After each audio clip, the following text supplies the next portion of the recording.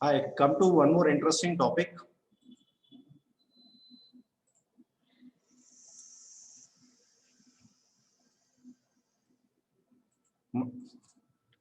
My name is Pranav Mehta. I'm the academic head of Clat Tutor Bangalore.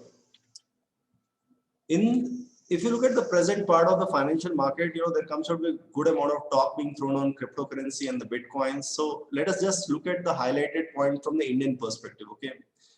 Because all these things are in a very nascent state of the discussion. So every state is every country is looking at providing a framework for this financial tool to look forward, instrument to look forward.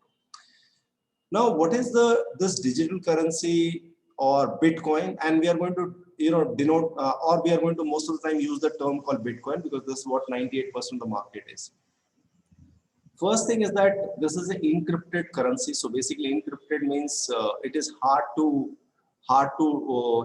decode it. Basically, the security levels are much higher. What you figure out in a normal currency, what you see. So basically, if I have 1,000 rupees note or a 500 rupees note, in that case, I can get into the printing. So there are a lot of false notes also floated in the market, but that type of process cannot happen with a Bitcoin. Okay, this is one challenge which you can experience right now. The flow of the money or the rupee, what you see in the Indian context, is regulated by the RBI.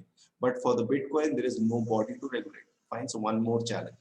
Now, sometimes we come across a question that how for note there is a printing machine in Mysore where the printing of the notes takes place. How it happens for the Bitcoin? So to give you a simple example to understand this, in Bitcoin, you usually solve a tough problem. So if I ask if to give an example that you solve a maths problem and I'm going to award you with a coin. So that is Bitcoin, it will be liquid. So you solve a question one and I give you a Bitcoin one. So in this case, this is how you do the mining of the Bitcoins take place. So you solve mathematical problems, a tough complex problem, and you own a Bitcoin.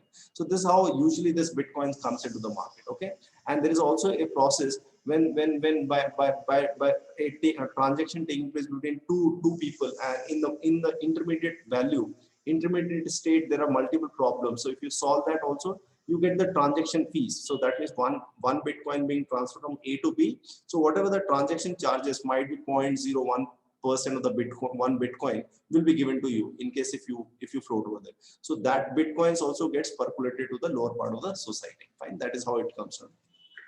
Now, why this came into picture is that somehow a lot of startups started putting their money in the Bitcoin setup. Okay, so in 2018 suddenly RBI came up and they said that we are going to ban Bitcoin. Okay, there was a circular which said that we are going to ban the Bitcoin.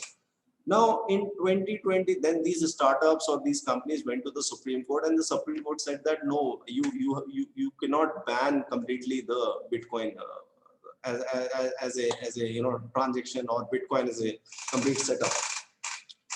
So now if you look at, this is what some past history comes out with, but looking at the present, because it is good some 2 or 3 years and it has well established. If you look at the last part where you figure out that Tesla has started accepting the payment by the Bitcoin, so you can buy the Tesla car by paying in Bitcoin.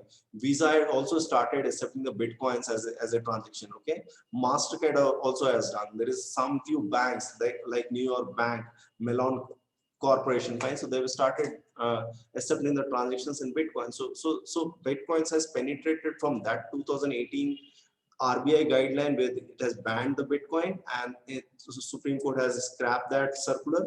So a lot of things has changed. So what Indian context comes out is the finance ministry is slightly not very sure, how the things are going to, pan out, come out in the coming days. So right now, going by the statements of the finance minister, what comes out with that, they want to give them an experimental area. So that means there will be a small percentage of the experimental area or the space will be provided in the financial geography, if you ask me, so that we don't miss out the bus. So it is something like this: I am going to ban 5G. So there is a possibility that the country will be having a technological disadvantage in the later course of action. So to just be sure that that does not happen, so we provide an experimental area in case if by that time we'll try to keep on making the framework for how the 5G will work. In the same way, we will provide a experimental area, and then we'll keep on making the legal framework for how this is going to work as a financial instrument. Okay, that is what the idea comes from. So RBI is again on a different line. RBI is planning to have their own digital currency. Same like, you will come across the European Union is coming up with their own digital euro, and they are also working on it. I think in next 2 or 3 years they should stabilize that aspect. There is a Bahamas like a country which has started with the sand dollar. Fine, that is their digital currency. And you will also realize that recently government also came up with a guideline with the which is basically amendment of the Company Act 2013, which has compelled these companies to disclose their dealing with the cryptocurrency. So which also means that the government is slightly pro towards, or having a positive outlook towards the Bitcoin or digital currency. They are not going to completely look at the complete ban on this. Fine. In case if they're going to ban this, they will not push the companies to come up with their disclosure on the dealing with the cryptocurrency. Fine. That is what comes out.